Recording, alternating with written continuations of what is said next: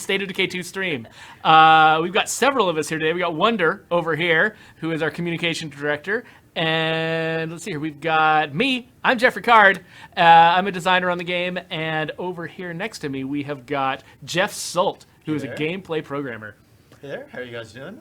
So Jeff is going to be playing the demo with us today, and we are going to be talking specifically about the explosions in the game, because that is Jeff's wheelhouse. But any questions you guys want to ask, we'll do our best to answer them. This is going to be kind of chill. We don't have a huge agenda today, so honestly, let's just go right into it. So I haven't played the demo build before, so I have absolutely no idea what we've got. Yeah, I was going to let you know about that. Yeah, so the PAX East build, especially for Jeff, but anyone else watching also, is that we kind of condensed 10-minute experience that we use at PAX East. So we're dropping you kind of in the middle of the game. It is randomized between a ton of saves for a time of day, bases, community. So as we play through, you're going to see a lot of different stuff. You'll probably see the timer pop up too. Yeah, so just pretend you're with us at PAX playing at the booth. Exactly. And Except that's you get pretty to much sit down, which is pretty amazing. Yeah, you guys get to chill. You can be lying down in bed, whatever you want to be doing to watch us. And but we get to sit down. Yeah, that's also pretty nice. Yeah. No one sits at PAX. So so we got Jeff here running around. So let's So this is a warehouse base, I believe. This is. Which map are we on? Can't We tell are. from the inside. Meager Is Valley. this Meager Valley? Okay, yeah, it looks like we're in the middle of Meager Valley at the warehouse base, and you are playing as this woman who's loaded to the gills. Yeah, I've got a shotgun, a couple Molotovs. Used to have 3, but then I accidentally pressed the button. And a pipe bomb. All right, so where's the supply locker on this base? Geek Domo announces that he does not have pants on, and none of us have pants on either. Yeah, I so, don't. Yeah, Wonder literally does not have any pants on, Yeah. and I don't believe in them. I try to maintain a certain level of professionality. That's why he's in a kilt. Where is the supply locker in this base? It is. I think it's just inside the door. At least I've been playing in Drucker, and in Drucker it's just inside the door. I don't know if it's the same in here. Because I want to know if there's like. Oh, I'm more just explosive. totally used to. Go the opposite corner. Opposite corner. I think it might be up there. Sorry, we've got so many bases and so many maps in this game. It's hard to keep track. Yeah. Yep, that's where it is in Drucker, and so. Yeah, there's an awesome self-storage facility that I usually like to put my bases in when I'm doing testing work. You basically get to clear out a lot of the actual rooms where you keep storage stuff in, and then get to put your workshops or whatever in there. Oh, wait. Here we go. Here's the icon. You found it? Okay. I found Actually, it. I just realized this isn't the warehouse. This is the brewery. So that's why I was getting confused. Brewery sounds like the base for me. Yeah, the brewery is kind of a favorite. It's got a couple of built-in facilities that I think people are gonna like. And you can brew beer and trade with enclaves, right? Yeah, exactly. Yeah, that's the main thing you do with booze in this game is you sell it to other people. You can also certain forms of it you can make into medicine and stuff like that. Mostly it's for selling to other people. So I am hoping, because I'm the explosives guy, I'm hoping that I will be able to get a workshop up and running so that I can craft some stuff that are not just Molotovs and pipe bombs. But in the meantime. Yeah, and this demo resets every 10 minutes. So if you run out of Molotovs, you'll get some more when it restarts. All right. Well. Garlic Burp wonders if Brant is having a spa day. Brant's having some kind of day. He's not into. He took PTO today, so oh my gosh. Just. He's definitely getting a pedicure. So tell us. So you did not work on the original State of Decay. This is your first State of Decay. Yeah, I joined Undead Labs about a year and a half ago. We got straight to work. Oh, come on! I'm trying to talk here. I joined Undead Labs about a year and a half ago. Basically started right in on putting gameplay systems together. So I played the original State of Decay a bit, not a huge ton. Mostly to try to keep myself relatively fresh, so I can try to bring in new ideas. Yeah. Yeah, got put on the radio commands and the explosives pretty much immediately. And so, yeah, and fire was definitely problematic in the original game, partly just because of resource issues. Like, it's really hard to put that many particles on the screen and to have them behave in interesting ways without just sort of running out of resources on the machine. Right. And so now that we're on the Xbox One and modern PCs, we had a little bit more we could do. Right. You gotta just be amused by the horrifying deaths sometimes. Take control. Oh, I have a mission to take control of Nanny. Thanks to the fact that we're on a more modern console this time, we're on the Xbox One and the Xbox One X, and the fact that we are basically able to optimize for newer PCs, we're able to get some really huge fire effects going. So we've got 5 minutes left on the PAX demo. Okay, cool. So in addition to the Molotovs, we have like fuel bombs, which I think are also crafted, which are basically like Molotovs, except they are much bigger. Yeah. And we also have really cool things like thermite grenades, which are, I think you loot them generally from military facilities? Yeah, you get them from the military. I think you might even, with very advanced skills, might even be able to craft them. Nice. And you can use those. They've actually got a fuse because they're a grenade, and then they just kind of cover a huge area in flame. So yeah, so fire in our game, it doesn't just like explode and set zombies on fire. Like it spreads out and it adheres to things. Yes. That's one of the things that took me a little while to actually get going, but if you throw a Molotov at a wall, it sticks to the wall, it falls down. And our Molotovs, they're kind of like a little flash in the pan, right? They're the fire goes away pretty quickly, but some of the other options stick around for a while. All right, Nanny, I will be the one to. Oh, I want to talk with you.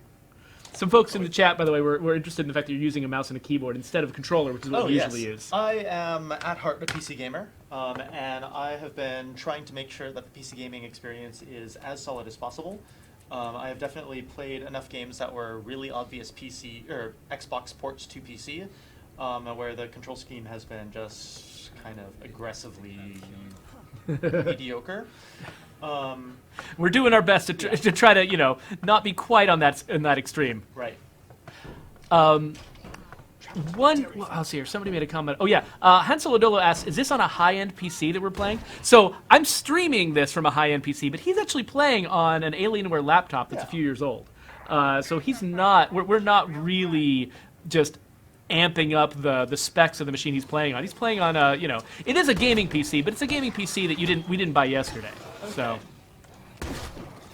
I can't give you the exact specs because I don't know them, and also I don't know. Somebody might be uncomfortable if I did that.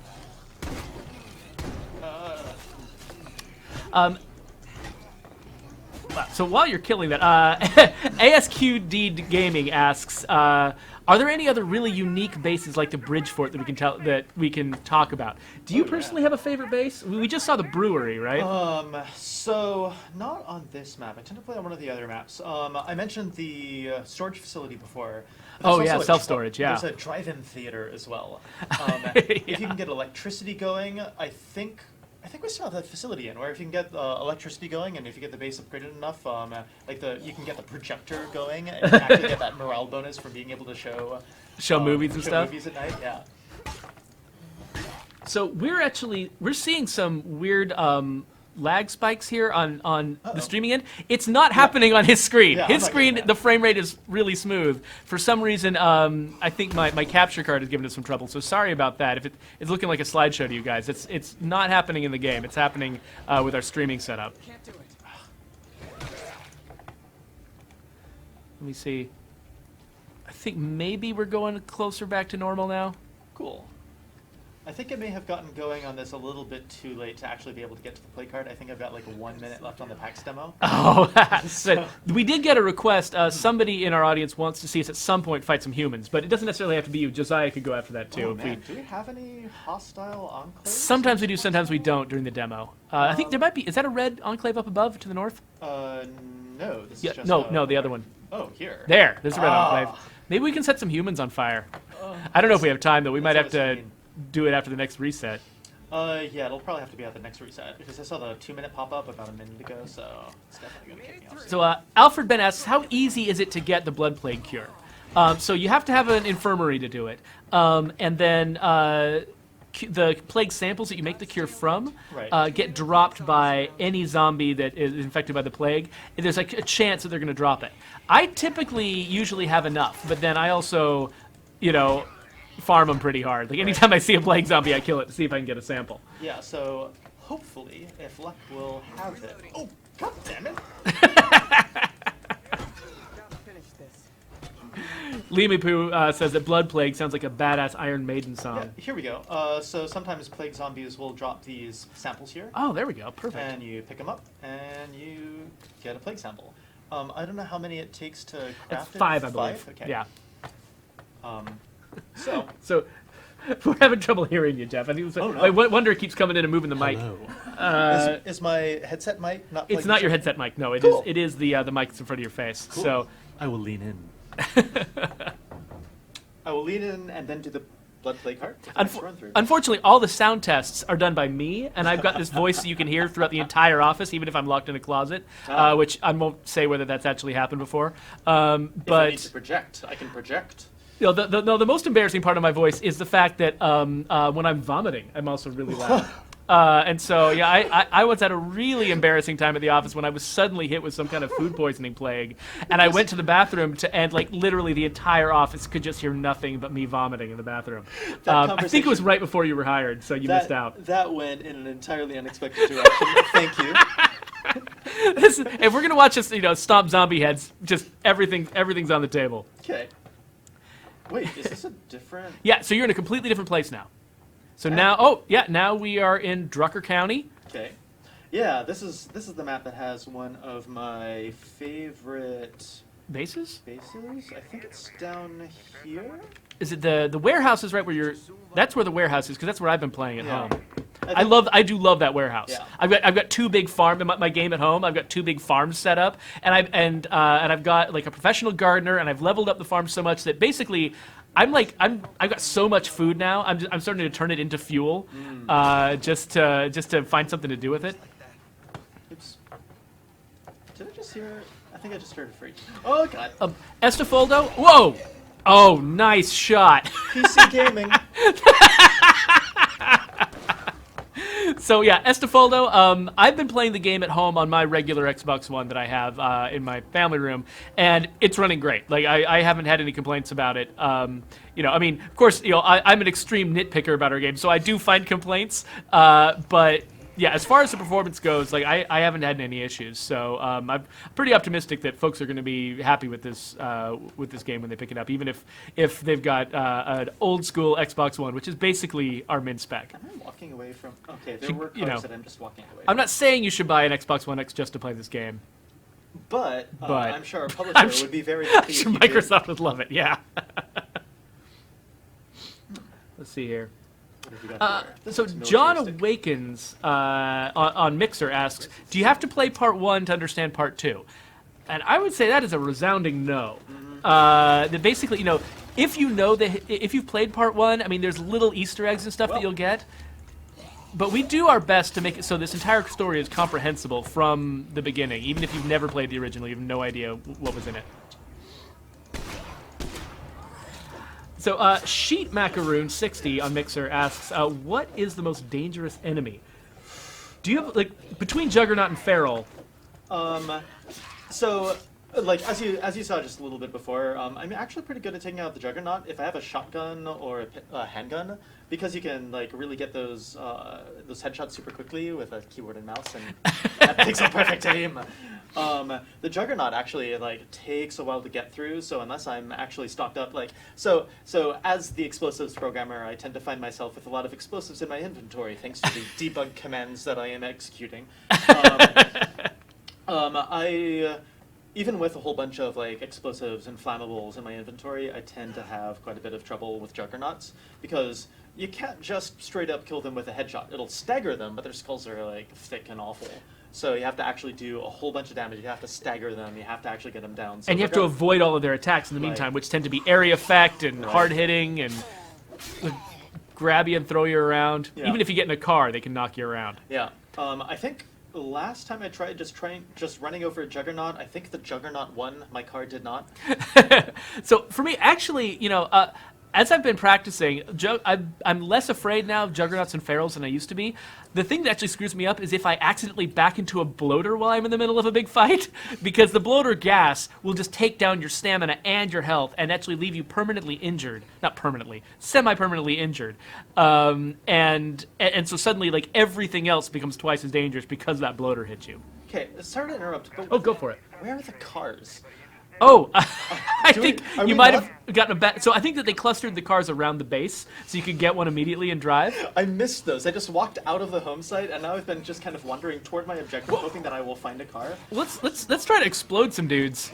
Yeah, I think I'm going to need to. Get off of me, please. I solve problems. So sometimes you get lucky when you got an explosion near you, but sometimes one of the reasons why you don't want to just set off explosions near you and your friends is they cause injuries. They cause injuries. I was actually expecting that I was going to get some shrapnel out of this, and I've... Like, darn it, I didn't get any of that shrapnel I was looking forward to. I'm tired. I have no stamina. Please just let me be. It's a pretty badass sword you got. It is. Can I get far away enough, fast enough? Nope. Ah! Nope. Oh! There You we got go. to... Yep. Now. There you go, you got an injury now. When you Yeah. catch on fire, you have to stop, drop, and roll. That's always remember that. Stop, drop, and roll. So, yeah. Marvel One on Mixer asks, "Can you loot police stations?" And yes, we've got a couple police stations you can loot. There's even one you can live in. I'm pretty sure. Is there? I think there is. I don't know if I found that one yet. I think that one might be in Meager Valley. Maybe. Oh man, I'm sorry. We're supposed to be the experts, but there's literally so much There's so much freaking content in this game. Yeah, and I, in particular, being a programmer, I tend to be much more focused on like going through and solving specific problems. Like, we had a problem in multiplayer where occasionally, if you set a zombie on fire, some of the other players would not see the fact that the zombies were on fire. They would still catch you on fire, but you couldn't see that. They would still be staggering around, but they wouldn't be visibly on fire. So, like, I spent, half a day going in and making sure, okay, yes, fire is properly propagating to all the clients. So it leaves me with a little bit less time to go through and, like, try out every single bit of content. So it looks like we're having some streaming issues today. For some reason, I think my capture card is grabbing at a lower frame rate. I swear to you, when I'm looking over at the screen, this is totally frame rate is fine. buttery smooth. I'm not lying to you. I'm a terrible liar. But you can see that for yourself when you pick up the game. So it's going to come out within a month now. If you pre-order it, it comes out May 18th, which is so freaking close. So yeah, you can verify that for yourself. In the meantime, I'm really hoping my capture card starts figuring out how to stop dropping these frames. Is there, like, a big valley between me and my objective? I think there I'm going to immediately might get well in the be, car next yeah. time. Because Well, you can see the beauty of the landscape Oh, yeah. that our world builders have created. Because yeah, our environmental artists have done a fantastic job. there's so many parts of this map that you don't have a strong reason to go to, but sometimes I like to just get in a Jeep and just drive around and like try to get to the places I'm not supposed to be. And there's always, I mean, you can tell how much time and effort went into sculpting these rocks and just making this place look really nice. Ah! So one thing I love about fire in the sequel, which I don't think was the case in the original game, is that when a zombie catches on fire, they run straight at your face. So it's like you think, oh, I'm destroying these zombies. In the original game, I think they held still and they're like, oh, I'm on fire. What? But in the new game, they just are like, I'm on fire. You're gonna be on fire, and they just start running right after you.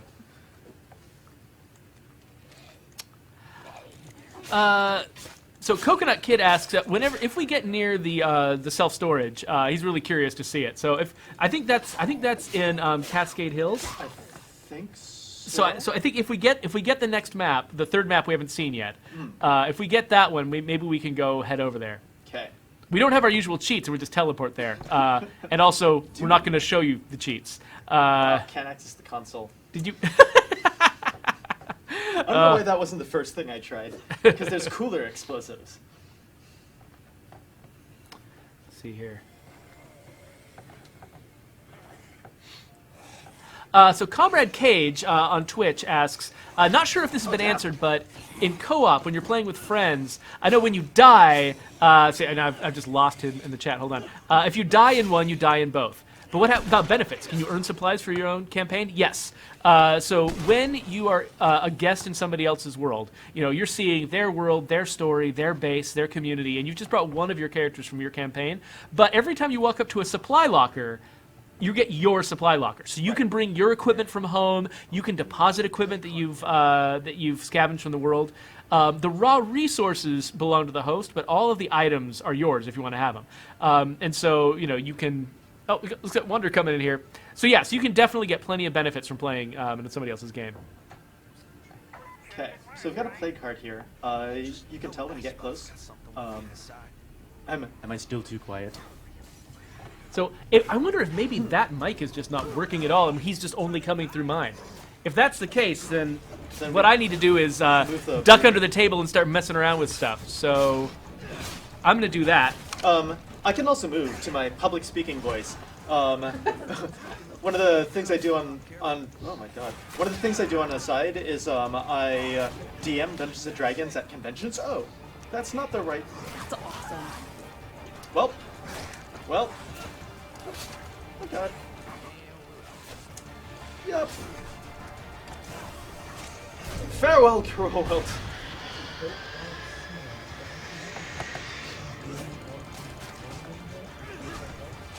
Okay. Oh, it's the final seconds of the PAX build. We kind of overwhelm you with zombies at the end. Nice one. Perfect dramatic timing. Put that in the trailer. Yeah, one of the things I do on the side, I run Dungeons and Dragons thing at conventions, so I have the projection if you need me to kind of Yeah. project toward that. I could also point this microphone a little bit more at you, and so we're. I have definitely, I'm always learning new things that I need to do to prepare for a stream, and one of them is I need to definitely make sure That both mics are working. yeah, turn one off, turn the other one on, make sure that they're actually both working. Do you mind if I tap this to see if people can hear it? Go for it. Did you hear that? Yeah, let's get some reports from the audience. Wait, hang on. I recognize this restroom. Oh, is this the Field of Dreams? Yeah, this is Nice. this is the baseball field. Whitney Field. Right. So You can see all your little friends moving around there. yeah, the Okay, they did hear your tap, so that mic is working. So, Excellent. I'll just cool. be a little closer to it. Oh wow, there's the announcer thing in here, but we require power for this. So I'm actually going to see if I can find within the next 10 minutes some sort of power station. There's a whole bunch of outposts that you can claim throughout the game. That Do you have provide 1,000 influence? It usually takes 1,000, 1,500 influence to get power. I have 3,000. Yes! Okay, awesome. All right. Speaking of which, Bloody Sparta asks, do you need to spend influence in order to get followers from your base and to pick up equipment and stuff like the original game? From your base, no. Anything in your supply locker and any of your followers, you can basically just pick up. But if you're interacting with other communities, or if you're trying to expand your base, if you not expand your base, if you try to claim a new base, or if you try to claim an outpost, it takes a bunch of influence. There's also the radio commandment. Oh yeah, we should talk about radio commands. I We don't have it am on also unlocked. the radio guy. Unfortunately, we haven't unlocked any. We've got like your useful locate food, locate medicine. Right. We'd have to find a military outpost in order to get you things like airstrikes. Like drone strikes, yes. Yeah. Or some missions that you can complete will give you, like, if there's like a particularly like I don't know, technologically savvy faction or enclave, Yeah. then they can be like, oh yeah, we have a drone that we can send up and it can do some scouting, or yeah, we've got we've got a bunch of missile options. lying around. I mean, we'll just send a missile. Just let us know where you want the missile. Yeah, I can confirm. Alexis is right, Liamy Poo. Fuel does have a purpose now, aside from just making Molotovs. You actually have to keep your cars fueled, which is one of the challenges. Speaking of which, I just walked away from my base without a car again. That's the thing. You get so used to playing with the cheats here at the Yeah. office. It's like, Yeah. well, I can teleport anywhere. Why would I need a car? Do I actually have any on the... There's none scouted on the map. We've had, maybe they didn't give you any. I could have sworn that there were a couple of cards that usually showed up at the beginning. Also, this is the map with the storage facility. Oh, is it? Which I think is Was it this one? here, somewhere around there. Okay, go for it. Which means if I can find a car. I always thought that was in A Cascade. car. There's one. There's two. We've had a few people compliment the graphics, by the way, which we should reiterate that whenever Josiah shows up, because we're going to be spending some time with one of our artists after Jeff's done giving us his tour. The latest was Fatal X Huntress on Mixer is complimenting the graphics. We really appreciate that. We got more questions about people just asking how the game performs on Xbox One, and it's basically, I mean, like I've been saying, I've been playing the game at home, and I've got no complaints about it at all. I don't have any like specific numbers or stats or anything like that. That's not something I usually know, but I've definitely been, the game has been running great for me, and I've been having a good time. So, Bendig asks, any word on remappable controls? We don't have them available right now in the demo that we're playing. We disabled a lot of the settings and stuff so people wouldn't get bogged down in that stuff at PAX. But we definitely do have a pretty, especially for a game that comes out on console, we've got a lot of remapping options available. We spent a lot of time trying to, nice move with that front end of your car.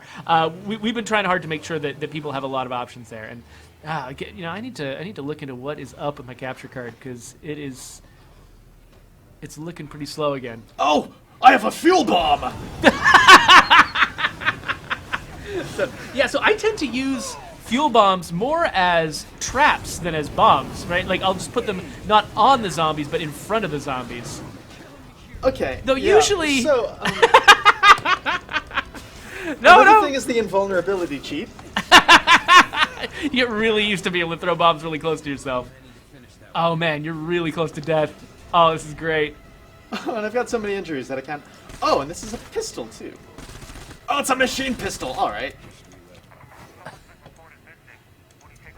Okay, here we go. We got the frame rate back up on the capture card. All right, cool. Well, there's a play card here, and I happen to have a full cup of pipe bombs. Cool. So there is no chance that I'm going to actually be able to make it out of this alive. But That's fine. That's fun to see too. What I do have is the absolute ability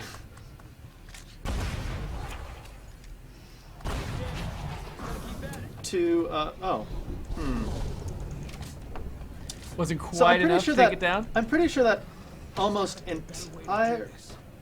Oh no! That's right. Oh no! That's right. They burn it gushes gas right after you do a certain amount of damage to it. They burn you, right? Oh, you are so close to death. It's amazing. Oh well, hello. Oh, Dodge. your guy never gives up. I love it. I would like to use this bandage, please. Excuse me. This is very rude.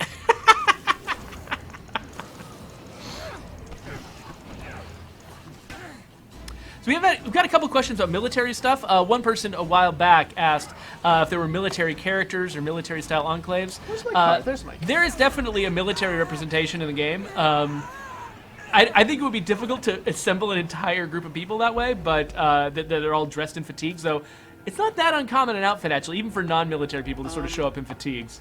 Nice death, by the way. I'm sitting here in the middle of talking, and then you're just, dying this horrible, tragic death. It was actually all my fault. Oh, man, Dick is gone. No more Dick. Yeah, we don't have anyone in fatigues in this community. But I like this guy's vest. Yeah, it's pretty common to find that. And then somebody also asked if we were going to have any military-themed DLC, like Lifeline. We're not really giving any details on DLC right now. So, and they already said, I know you probably can't answer this, and that's true. We can't answer any questions about DLC right now, except for we've already announced that there's a couple of DLC that exist. And they're called the Independence Pack and Daybreak, and we'll be able to tell you more about them once, they exist more. Which is not right now. Mm-hmm. They're fun, though. There's some cool stuff coming. And let's see here. No, that's right. There's a mission that wants me to take... I don't... Uh-oh, is the base under attack? Oh, the base is under attack! And I just switched to someone with a shotgun. Okay, get me over this. Yeah, so your base just kind of comes under attack from time to time, especially if you have more survivors and are making more noise. Yeah, that's one of the big things that I'm running into in my game that I'm playing at home is I've built up all these really powerful facilities, but they all make noise when they're running. Like I've got the generator running all the time, so I have the benefits of power, and I've got a ton of survivors, and they just make noise all the time. And so I deal with these invasions of zombies pretty frequently. A lot of times it'll happen while I'm away from base, and because I've got, enough people and watchtowers and enough ammo lying around, my people can usually handle it in my absence. Yeah. But if you don't have that, you can suffer some bad consequences. Yeah, what we've got right now, base menu. We're actually at an attack risk. We have, we have a lot of people who are contributing to the noise, just because we've got a whole bunch of people living here, as well as we have a bunch of facilities that as you are rude. As people are interacting with your facilities, as they're maintaining the forge, they're making noise, so you're just kind of constantly building up this threat level. Since I only have a few more minutes left, if I were to say want to construct a bunch of soda can bombs, does that not make noise?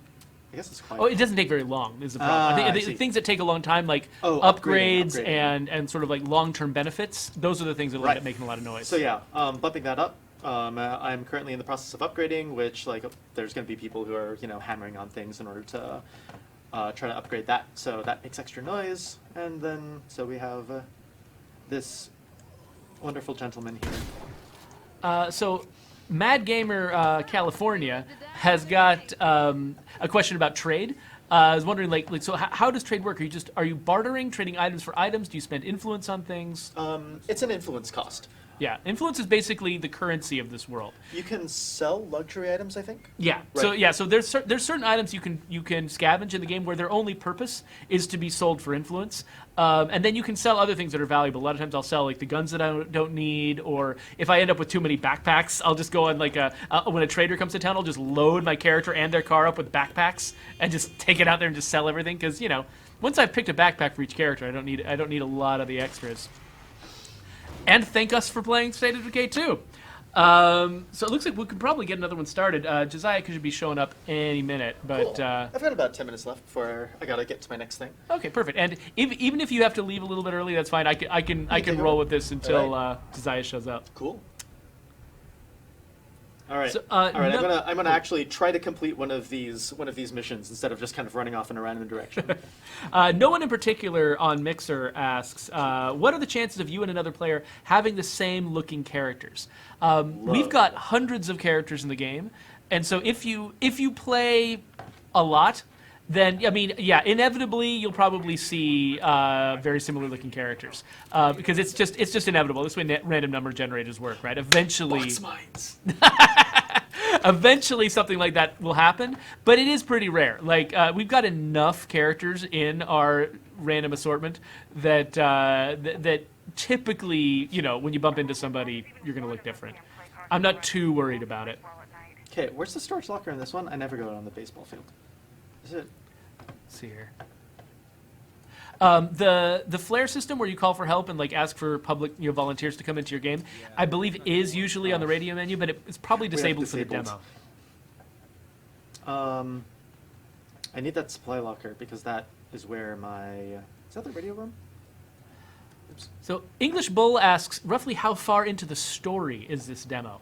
It's really hard to say because how the story progresses, it's extremely up to you and how you decide to play. This game, the story of this game feels more like something like, say, Alpha Centauri than a traditional, action-adventure game with a linear story. It's much more like there are ways you can end it and there are things that can happen, but it's not really about playing through a linear progression. It's about exploring and doing whatever you want. So these bases are kind of kitted out so that people who are checking out the demo can see a lot of variety. Certainly our cars. Pretty. That's Hello, a nice my rare pretty. car. So we're definitely, so you're seeing some mid and late game content here. But it's hard to really place it relative to the story. It's very flexible. Okay, so So the one thing that I will reluctantly admit is that driving is generally better when you actually have analog controls over things. So, Okay, so you're switching, I'm to switching. controller. You'll notice, by the way, that the UI instantly changed when you switched from controller to mouse and keyboard. That's kind of how we prefer to do things around here. It's like if you've got both out on your desk, you don't have to go through some elaborate procedure to switch control schemes. You just pick the thing up you're going to use, and everything changes. Can I drive through this? Can I drive through this in my nice car? Oh no! Okay, Oh, we've cool. gotten in an ugly zone there. Unfortunately, yeah, we can't really go. You can get out though, I think. My car. My nice car. My nice car. I'm gonna have to blow And this up would my not be nice State of car. Decay if you didn't lose a car now and then. I'm gonna have to blow up my nice car so nobody else can have it.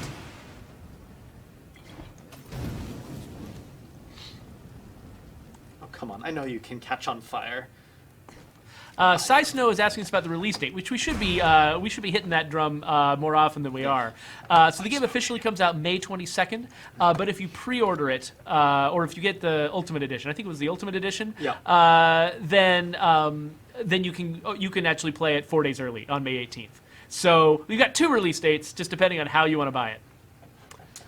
Also, because I'm the fire programmer, I need to show off. You can't set things underwater. What? Yeah.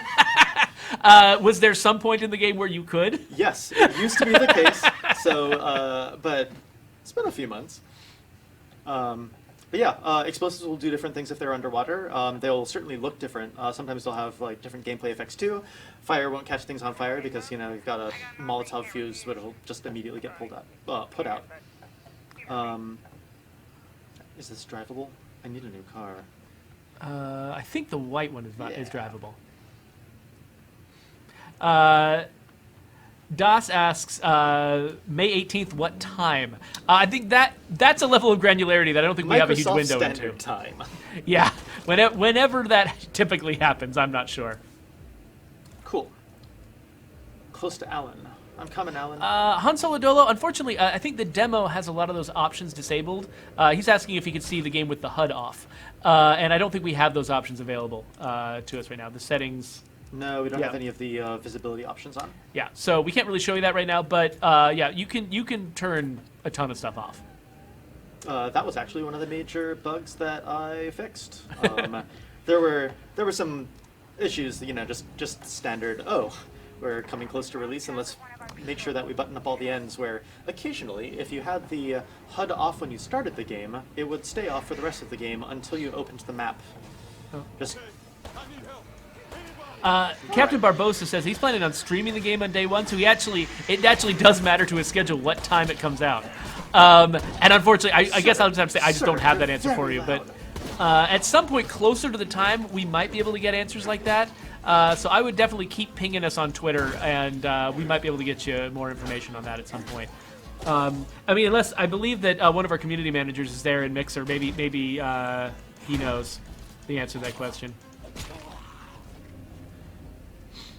No one in particular says the Xbox store clock says 2 p.m., but who knows? I just not saying anything about the store in particular, but like any online store, usually this far in advance, you can expect things to change a little bit by the time it actually gets to release. That's just my personal. I don't know anything specifically about our game on the Microsoft Store, but that's just my typical rule of thumb. cool. So, Alan here, my new friend. Oh, I can't jump over that. Wants me to go clear out an infestation, so I think I'm going to go ahead and do that. Probably would have just followed me home either way. I had that option, just kind of refuse. But there's a shed. And the best part about sheds is that there's usually stuff in them.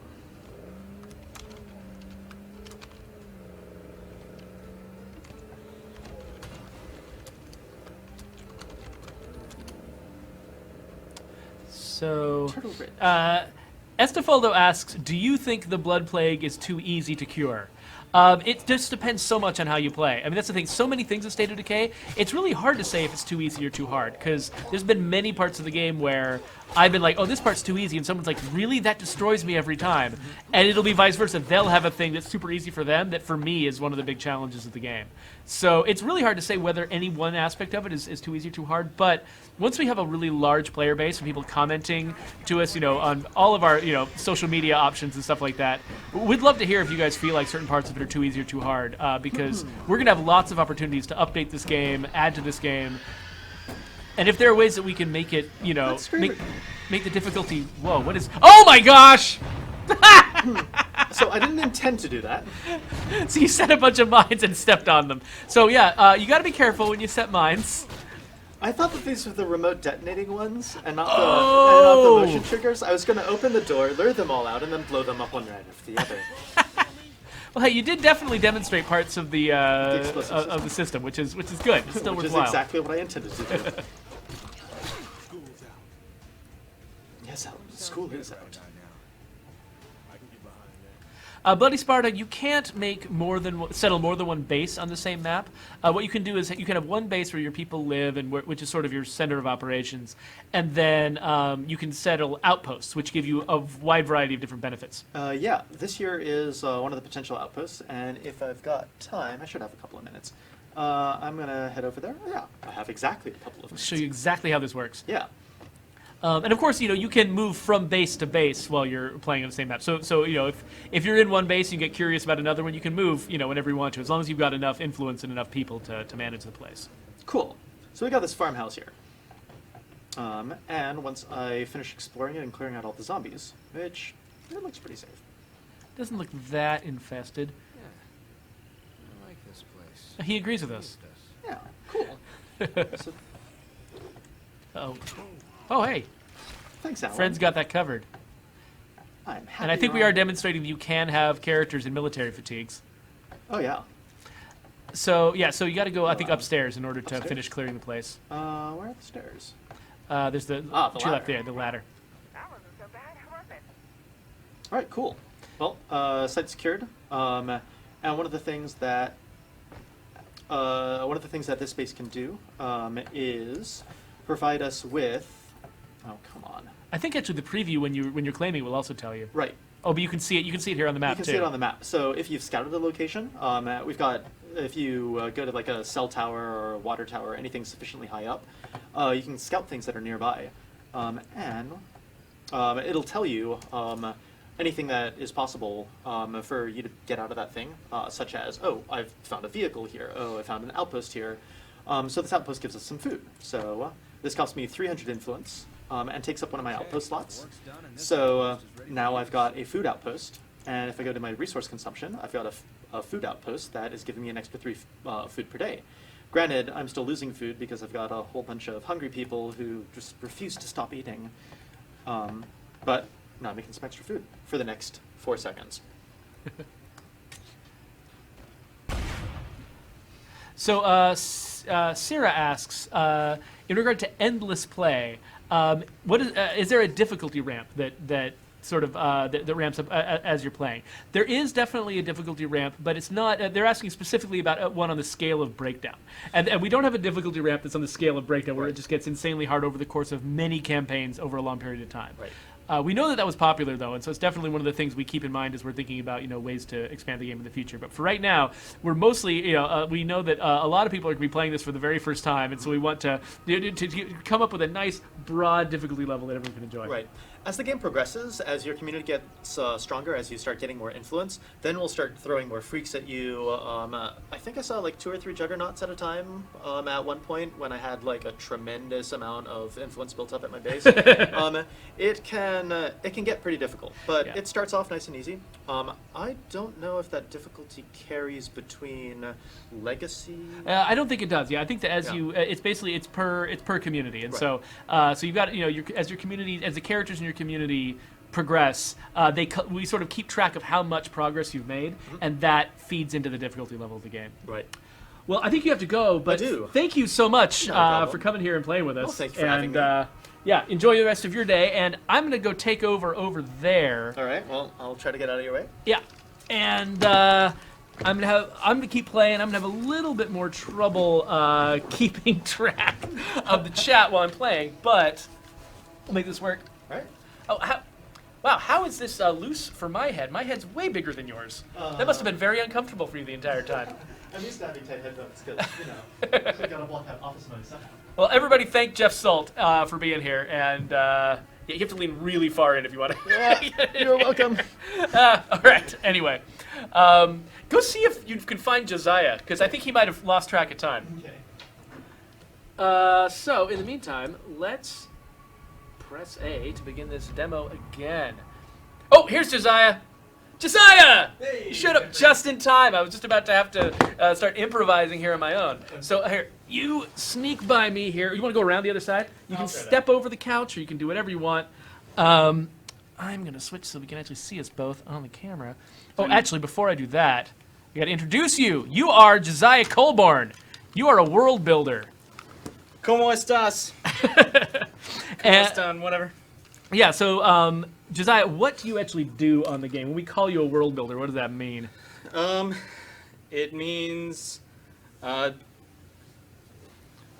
building the world. So, Yeah, exactly right. Sorry, I threw you a hardball there. well, it's sort of a mix. If you're not familiar with the idea of a world builder, it's kind of a mix between an environment artist and a level designer.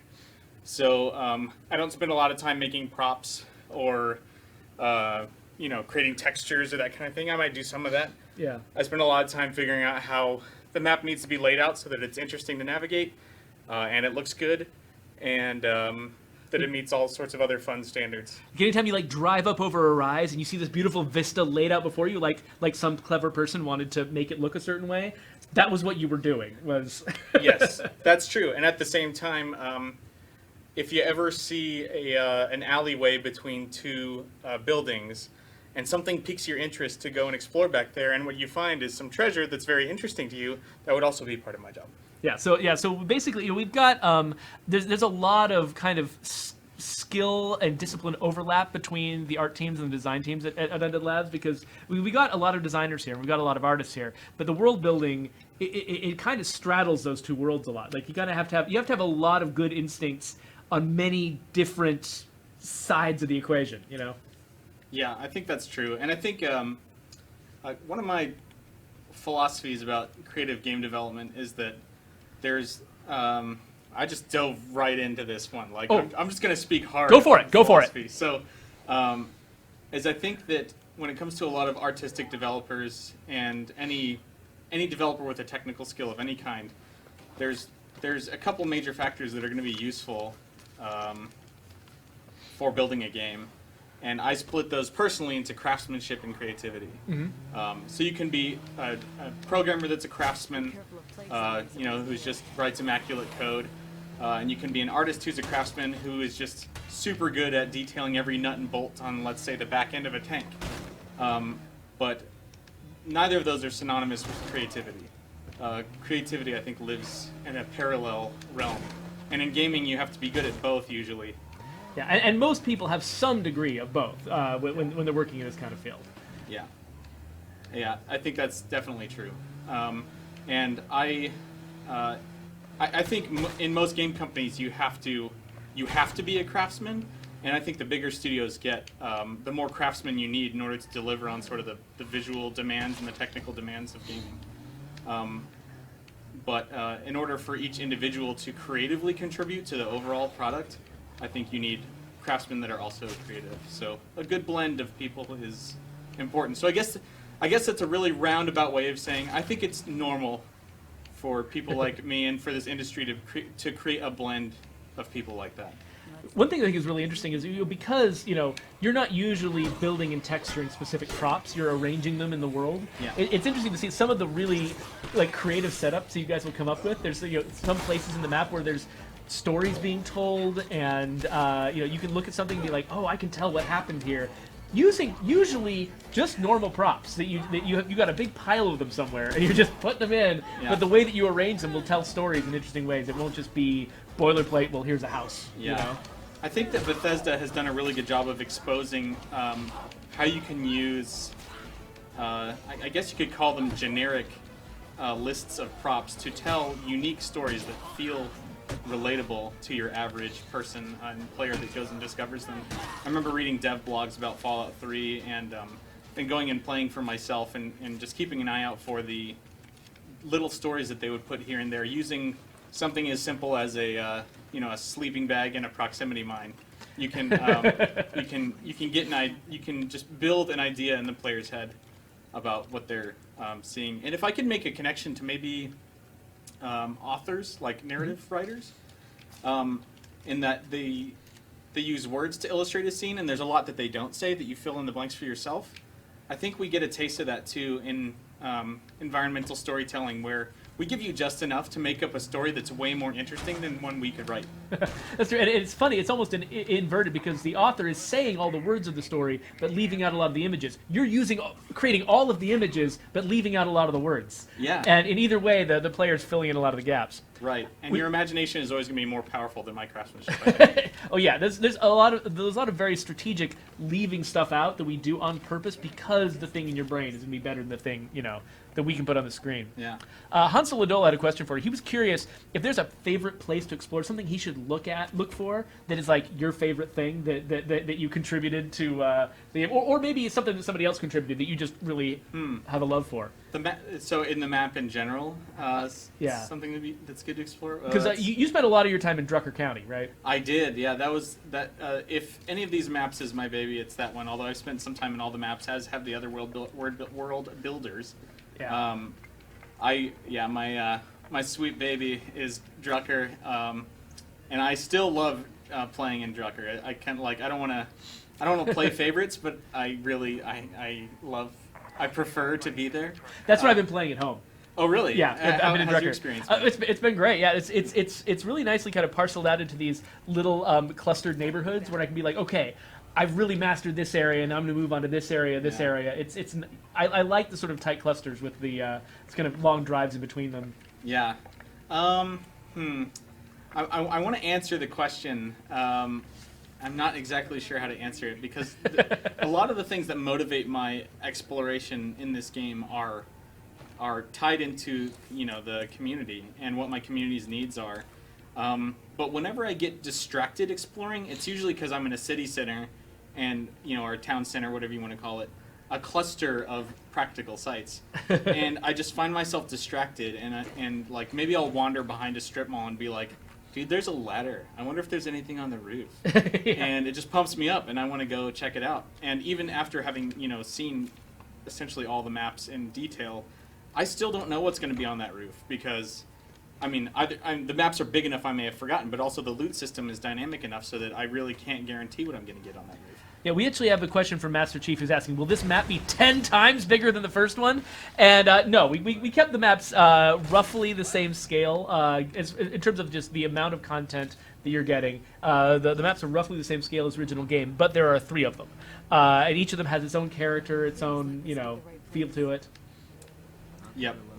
Yeah, it feels like, I'm sure it was 10 times the amount of work. That I wouldn't be surprised by because we're also like we went up a level of detail and production values from the previous game. Now that we're playing on tougher hardware. You actually make a really good point because I was mostly teasing, and maybe if you factor in the Year 1 Survival Edition, a lot of work went into that first map. So I wouldn't want to undercut how much work that map took. Yeah. But we are doing. The game has increased in size in a number of ways. Yeah. And not just physical size. Yeah, yeah, exactly. There's size that's breadth, and then there's size that's detail. Yeah. How deep into the fractal you can look and and still find stuff. So. Yeah, and I think that just going off my gut here, I think that.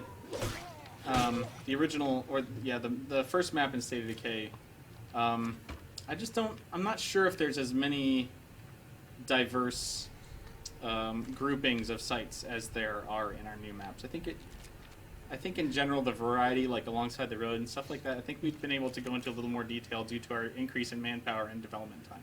That might really be the case. Estefaldo asks, do you have any specific inspirations, things that you looked at as you were building Drucker County or any of these other things that you worked on? The way I want to answer that question is being a lifelong gamer has been a huge inspiration for a ton of reasons. But I'd say every open world game I've ever played, including the first State of Decay, is a huge influence on me. The kinds of experiences that I made it my goal to provide. So in my Gama Sutra, our Gama Sutra interview here at the studio, we had a nice interview with Gama Sutra. Oh yeah, go look that up. I don't know what to search for, but probably Gama Sutra Undead Lab State of Decay 2. You'll find it. Yeah, I'm not sure how much I can speak for the rest of the team, but I personally said in that article that one of my inspirations, as completely far off topic as it is to our game, was Breath of the Wild, just because of how they encouraged exploration in a way that I just didn't feel like other games had. I think aesthetically, my nostalgic point of view on Red Dead Redemption was probably a big aesthetic inspiration. Which I can see that because Red Dead Redemption takes place in sort of a mountainous American West desert, and Drucker County does have a lot more of that vibe. Whereas this here we're in Meager Valley, this feels like maybe a Midwestern farming community. Drucker County feels more like it might be in somewhere in Arizona or or maybe like Eastern Washington, that sort of deserty, mountainy sort of area. I think both are great references, Jeffrey, and especially the southern parts of Red Dead are that way. But there's so much variety in that game too that our more mountainous regions are reflective of. I would say our other two maps reflect some of those qualities as well from Red Dead. I'm sorry if I'm a little distracted talking. Oh no, that's fine. I'm in a vicious battle. Yeah, I kind of screwed you over a little bit. I put you in the position of having to do a lot of the talking. No, I'm enjoying myself. And also playing the game. I'll do my best to channel Brant, who also somehow juggles both. Oh my gosh, the Juggernaut! Oh my god! Okay. That's what we needed right now. Hold on. Here, we're gonna do this. Boom. Yeah. Okay. Showing off some of Jeff Sult's work here. Okay. We have one more. Nope, we're out of pipe bombs, everyone. Oh! Okay. And then the demo runs out. Awesome. That was awesome. I actually haven't played the demo before. I've played, of course, a lot of the main game, but that was a blast. Are we gonna do more? Yeah. Go ahead and just start again if you want to. Dak and Black asks, is multiplayer going to be up and running on the 18th? Yeah, and you cited the reason why. You're not really going to be dependent on us having a bunch of servers up and running or anything like that. The game's peer-to-peer, and so as long as there's people playing on Xbox Live or via Windows 10, you'll be able to get into multiplayer with them from on day one. Yeah, everyone's saying "Saved by the Bell." I know, yeah. I was out of explosives and I was dying. I think if that Juggernaut would have grabbed me, I would have been certainly dead. I got lucky that I got to kill that feral before it killed me. So no one in particular wants to nail us to deliver secret information. Says, what are you guys working on now in terms of the final game? So right now, I mean, some of us have actually started working on some of the DLC that's going to come out after release, but a lot of us are still focused on getting the build shined up. The thing is, the way that it works is that each time you make a change to the game to fix a bug, you run the risk of introducing a new bug, and so at some point you have to just start winnowing down the kinds of things that you're fixing in order to sort of keep control over that kind of bug creep that can happen. And so right now, holy crap, what is going on here? It's cool, I got this. So right now, most of us have a few bugs that we're working on in the to try to get the final version of the game up and running, but we're really trying to slow it down so that we can get it completely stable and ready to go, so you guys have the best possible version of it. So that's kind of where we are. So we're getting so close. We're so excited for this game to finally be out and for us to be able to share it with all you guys and have you. I want to get on Twitch and Mixer and watch you guys play this game, rather than just having us do it. Though certainly, I think as soon as this comes out, I'm gonna be streaming this myself every night, right? Because yeah, I think most of the games I've worked on, I went home and I tried to beat on my own time. And I'm lucky in that I've never had to work on a game that I just find detestable and I don't want to play in my off time. I've had some games that I was pretty sick of by the time I was through them, but this is not one of them. This is actually one of the ones that I've been most excited to play myself that I've ever worked on, and that for me that really says a lot about what the team has achieved here. Yeah, and the things that are unpredictable about this game, like I was talking about before with the question about searching favorite areas to explore and all that. Oh my gosh, this person's in trouble. It's like, I thought she's like standing up on the pallet. She's like, hey, keep these guys away from me. That's what I'd do. Wait for somebody with a shotgun to come along. English Bull, we hear you, and we'll definitely, one thing we'll definitely be doing is listening to the audience for the game and finding out what it is they're interested in as we keep developing it post release. So we're gonna be paying attention to what is working for you guys, what you guys wish was there, and and it could be that what we actually need in this game is something you've never seen before, right? So it's not necessarily going to be, the stuff that worked in the original game is exactly what we need to replicate in the sequel. The sequel's different in a lot of ways, and so it'll be a whole new challenge to figure out how to keep supporting this game after release and how to keep expanding it. Yeah. Those kinds of decisions, like those big creative decisions, are really difficult to. It's hard to know what the right answer is a lot of times because there's so many things you could do. And you always have to ask yourself, well, is this the right game to do it in? Or should we double down on something the game is already good at? Yeah, should we think of this as like, oh, this great idea we had, that should be, the fuel for some other game in the future that we make, sometime down the line. Because this is, hopefully this is not the last game we make. And we'll still have some good ideas left for the future. Sukidog, it's Wonder Russell who's answering questions in the Twitch chat, and I believe over on Mixer, I think one of our other community managers has been poking their heads in over there now and then. We still have some creepers here. But let's see here. Oh, there was a question I wanted to answer, and I lost track of what it was. Filthy Phil wonders, nice name by the way, if we have any favorite zombie movies. I think for me, it's definitely Girl with All the Gifts, which came out between the two State of Decay, so it's a really recent one.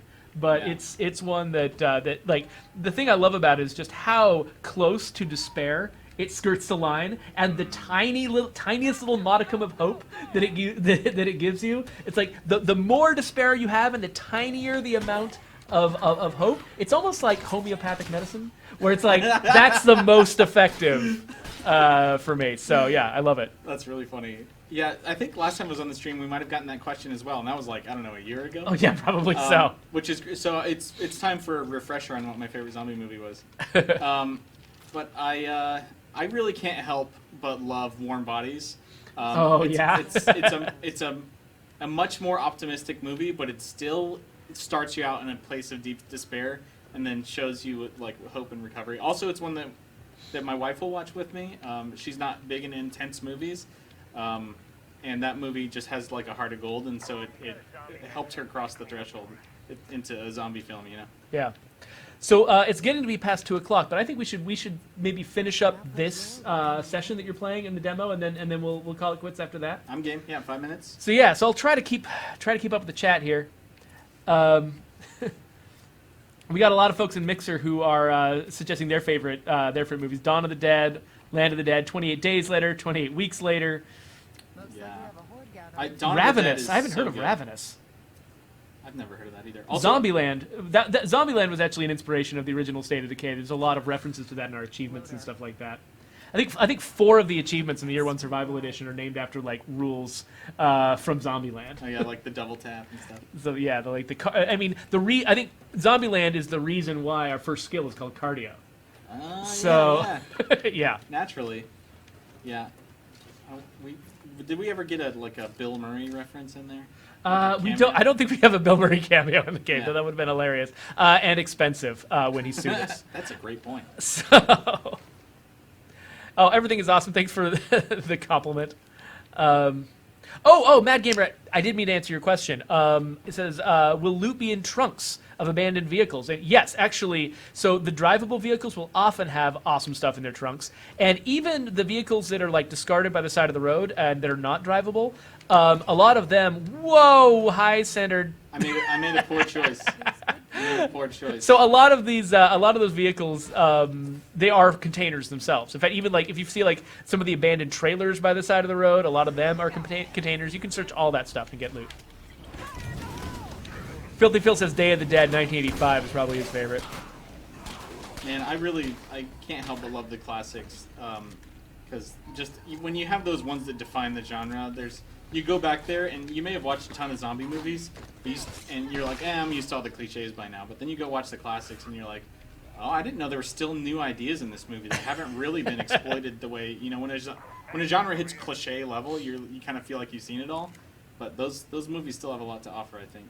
Estifoldo wonders if all backpacks are blue. Nope, that's just a random number generator giving us a string of... I wasn't paying attention. I guess we must have had a string of blue backpacks. Oh, are you sure? I thought B for backpack was also blue. B for blue, yeah. They both that's how you guys choose colors, right, artists? Like, yeah, it's just whatever. Right. With the letters, it's an English It's- language it's- specific connection. This game is specifically for synesthetes only.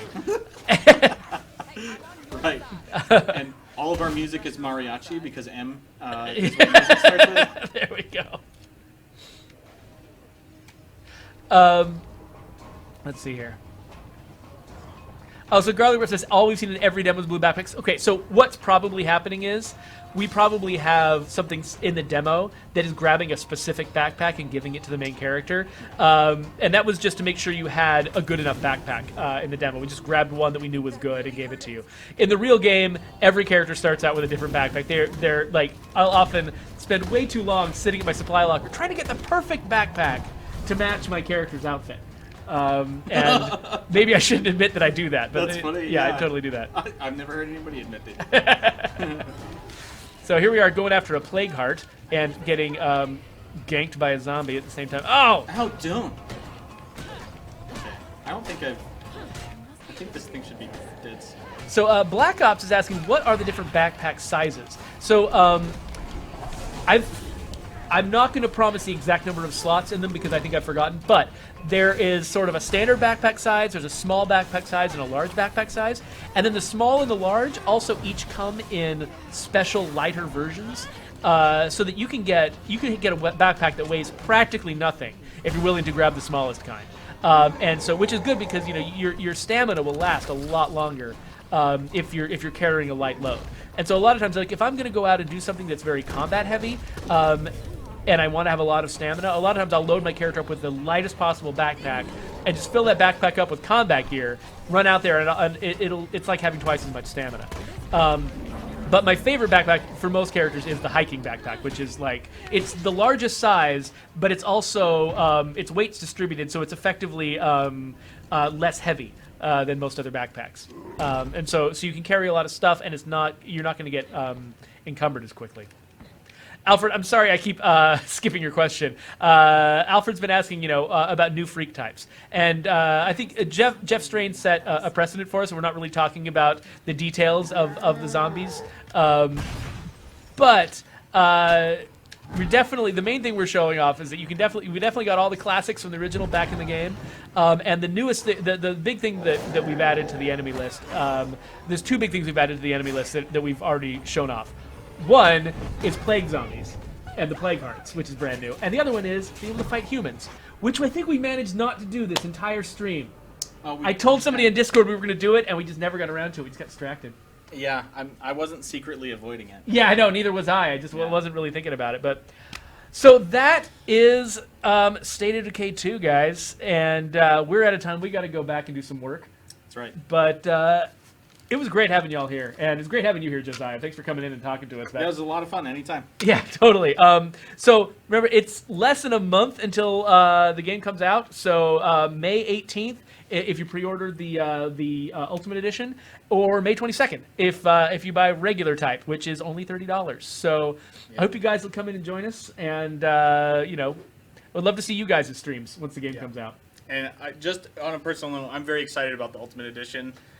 The fact that it comes in under the cost of other AAA games on launch day for the Ultimate Edition is such a relief compared to the $190 Ultimate Editions that you can get these days. So, yeah, totally. I don't know. In my opinion, it's a great deal, and I have no bias at all. Yeah, well, I mean, we're just glad that we'll be able to get a larger audience of people playing this game because it's so affordable. Like, we'll get more feedback, we'll get more input, and we'll be able to make the game even better and support it for a longer period of time. With a nice big community playing it, so it's good. Anyway, thank you all, and we are gonna be out of here. But see you later.